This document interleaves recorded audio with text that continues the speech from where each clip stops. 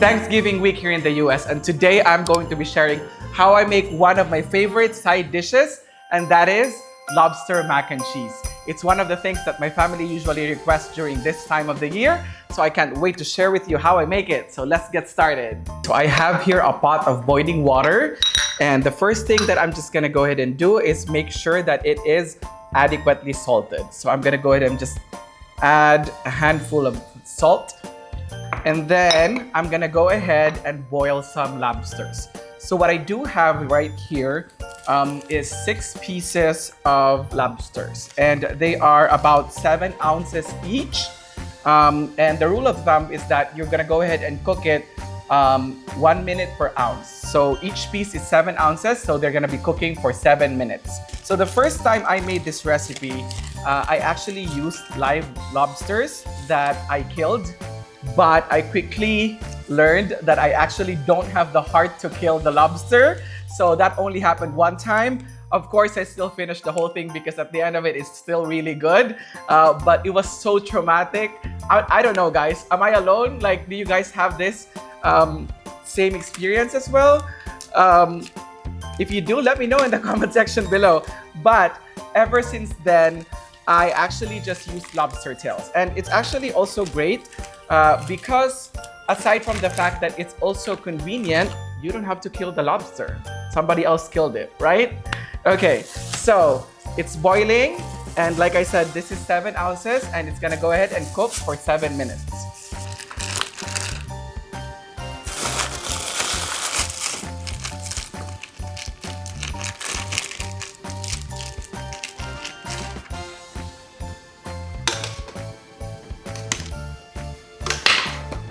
Okay, so at this point, the 7 minutes is up and I'm gonna go ahead and remove the lobster from the pot of boiling water.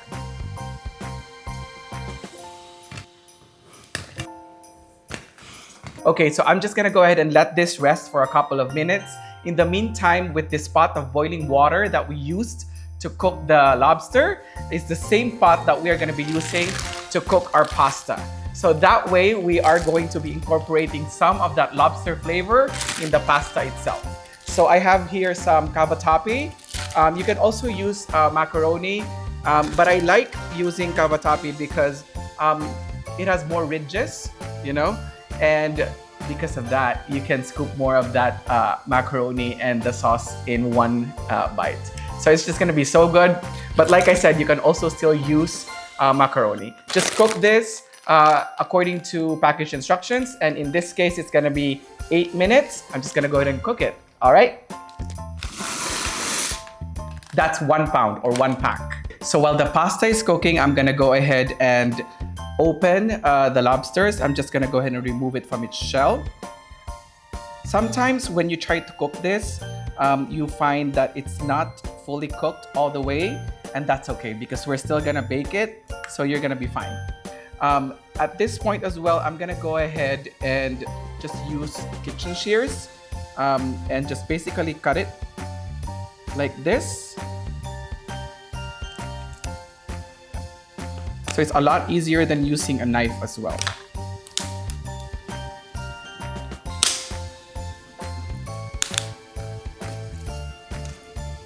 Guys, humot kayo siya, guys.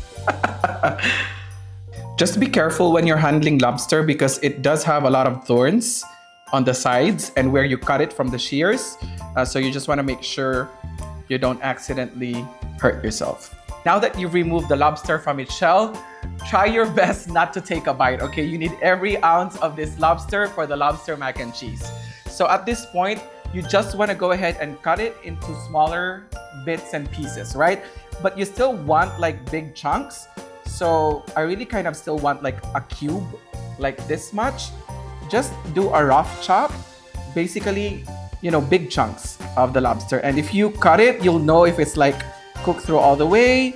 And if it is, great. Again, if it's not, you're still gonna bake it later. So it's gonna be totally fine. What you don't want is to overcook it, which is why I usually stick to the 1 minute per 1 ounce suggestion, which I actually just got online too. So is that what you guys do too? Let me know. Okay, so rough chop.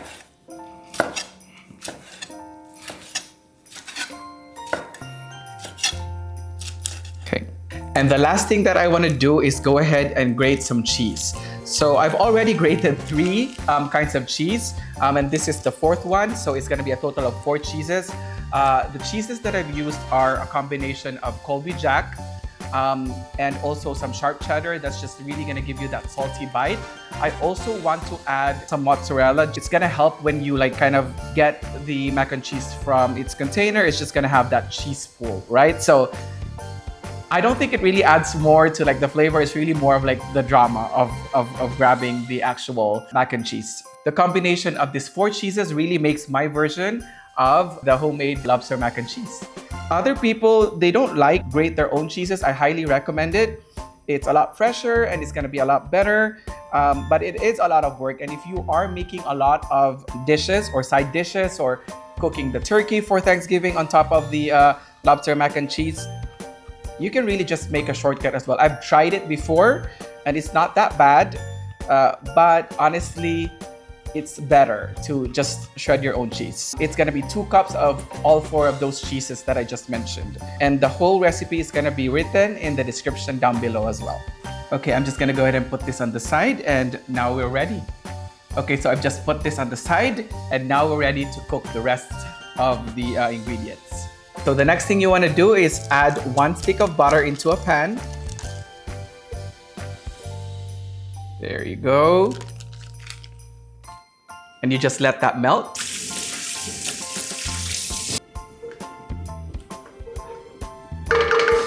Okay, now that the butter is melted, I'm gonna go ahead and add my spices first. So I have here some Old Bay seasoning, which I really like because it goes well with the seafood. I'm just gonna go ahead and toast all of this for just a minute. So I also want to add some garlic powder just to intensify that garlic flavor. Guys, it smells so good. Okay, I also want a teaspoon of nutmeg. So this is just gonna increase the nuttiness in the cheeses that we will add later.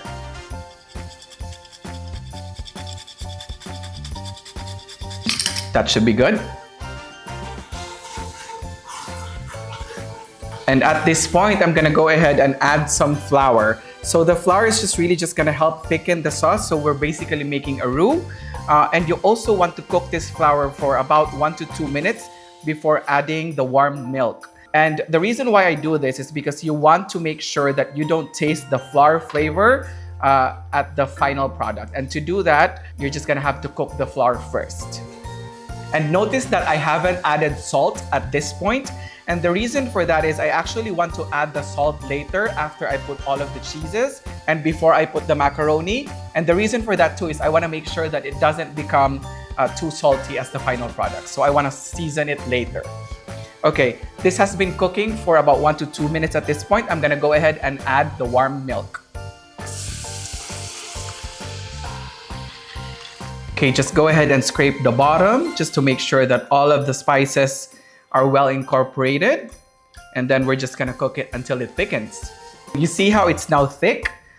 This is now time to turn off the heat and add in all of your cheeses.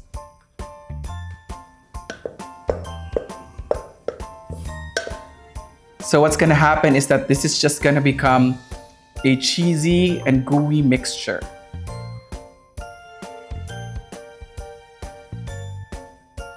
You guys see that cheese pool? That is what you want, guys. It smells so good too.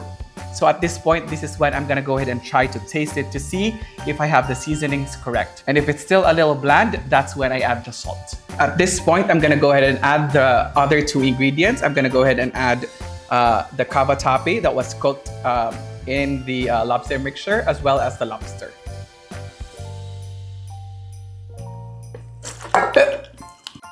And the lobster.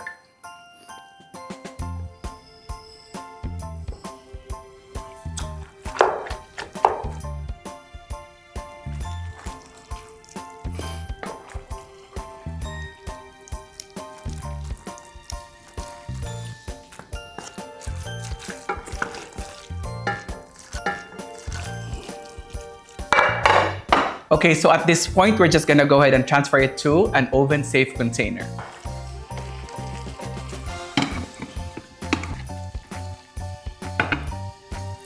So I am now regretting that I'm using a Le Creuset because it's too heavy.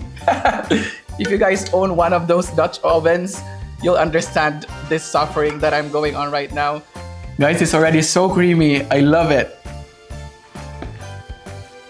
And finally, before we put it in the oven, I'm gonna go ahead and melt 3 tablespoons of butter.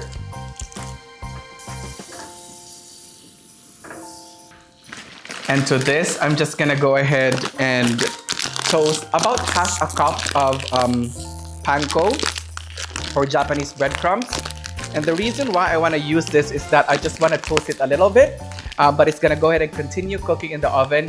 And once it's done, it's gonna give us that golden color on top, as well as the crunch. It's about half a cup.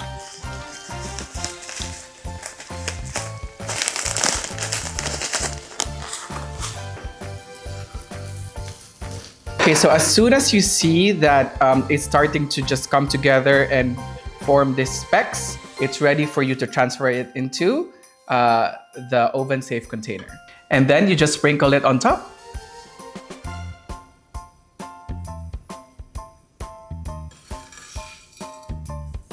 Guys, I'm telling you right now, it smells so good. Okay, so we're just gonna go ahead and bake this in the oven at 375 degrees for about 20 minutes or until the cheese starts to bubble up and that all of the panko layers on top is crispy and golden.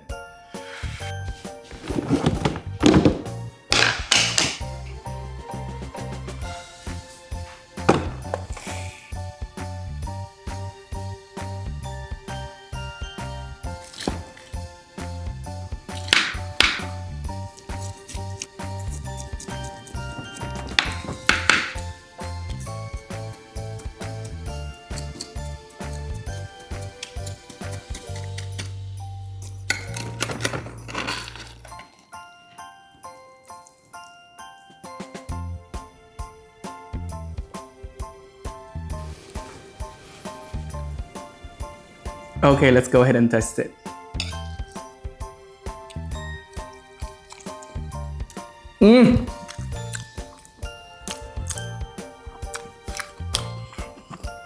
I don't know, guys. I've tried this recipe multiple times. I make this every Thanksgiving in our house.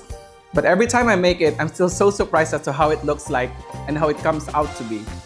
It's really lobster forward. I mean, I've made this recipe multiple times over the last couple of years during Thanksgiving. And every time I make it, I'm still so surprised as to how it comes out.